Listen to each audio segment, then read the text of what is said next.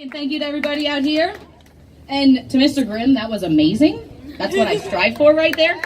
But I want to speak a little bit about the intergenerational mudslinging we've been seeing, and a little bit of the hate on protests and people who say they don't do anything. So for those of you who don't know me, I'm Jamie Mattingly. I'm a local activist and basically your all-around resident loudmouth.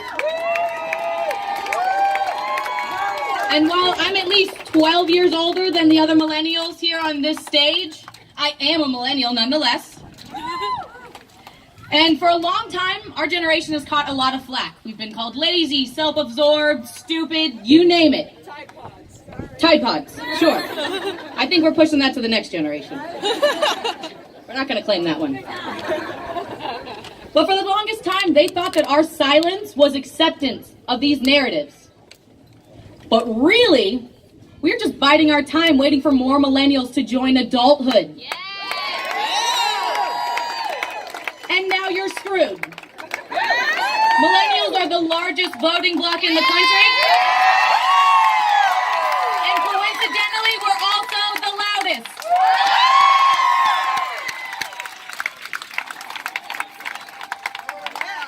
And make no mistake, there is a large group of rich individuals that are terrified of us because they do not have our best interests at heart. You got it. Yeah.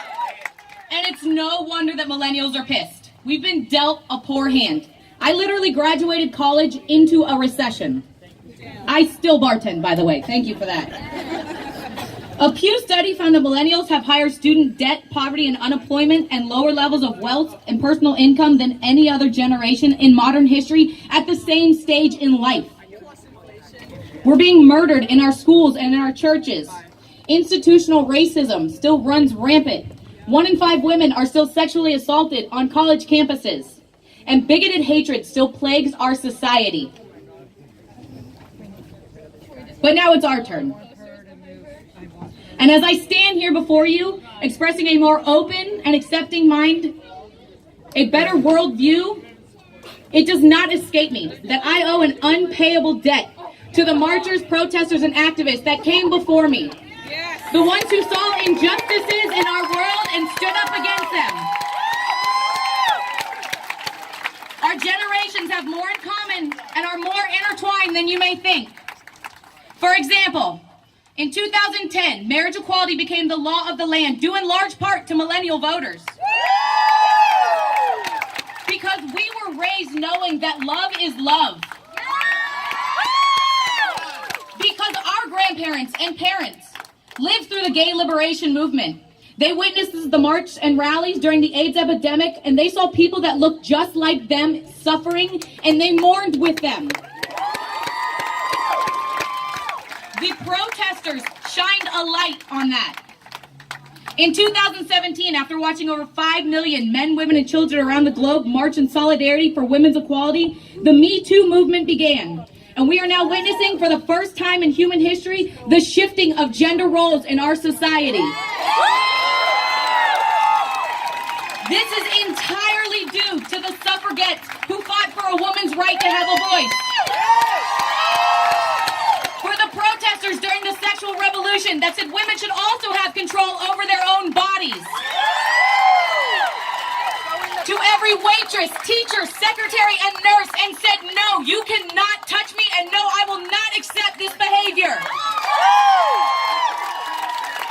Because of these brave women, I was raised knowing that to be a good woman, it meant you were smart, strong, and hardworking, not just a good wife. And in 2008, when the first chunk of millennial voters got to vote, we helped elect the first African-American president to the United States.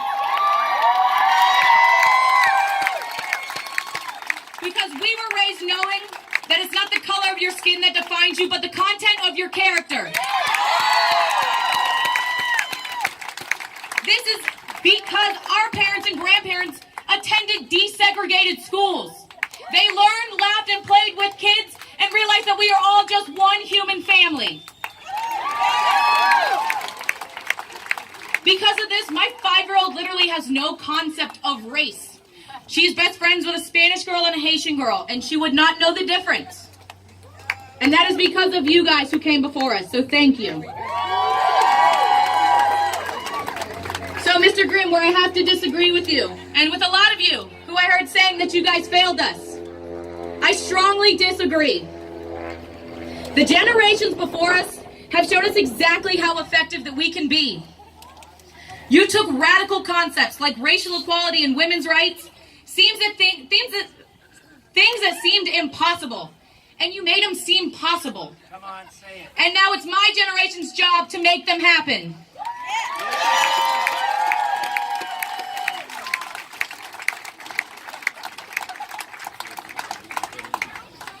So to all my millennials, while you stand here invigorated with passion, ready to make change, I encourage you to look around the crowd today. If you see a few wrinkles on a face, or perhaps a pair of hands that maybe look a little weathered, just know that those are their battle scars, earned from the fight to change society. Earned by protesting an unjust war, marching for women's equality, fighting segregation and racism, and fighting for LGBT rights. So that we could be standing here today saying enough is enough. I encourage you to tell them thank you and assure them that we have it from here.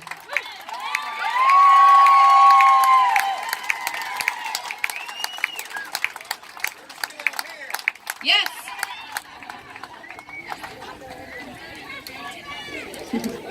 All right, and one last note for my millennials.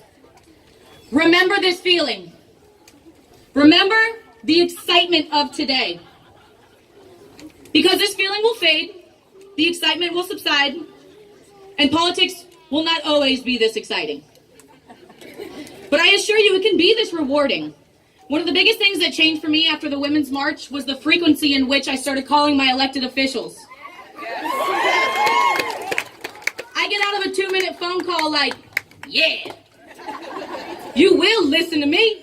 And even though he never listens to me, our congressman now knows who the women of Key West are. I assure you that.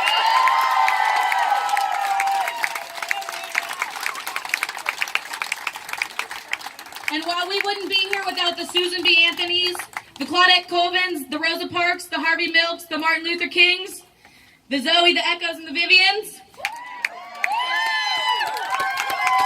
we would also not be here if it weren't for the thousands of people that marched with them. I could be up here and speak for hours, but if there's no one here listening, my words are diminished. It's when everyday people who see injustices and say they can no longer accept. Sorry, I missed my spot. Look at that, I got excited. Yeah. All right, whatever. So to those who say that protests don't accomplish anything and that marches are stupid and a waste of time, I am literally the product of the social movements of the 50s, 60s, and 70s. This is what your movements created. So as the previous generations have shown us, your being here matters, your voice matters, and together we are the change that we wish to see in the world. Thank you, everybody.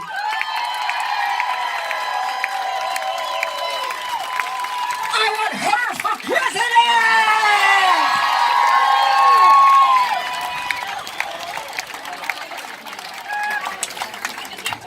Thank you, Jamie.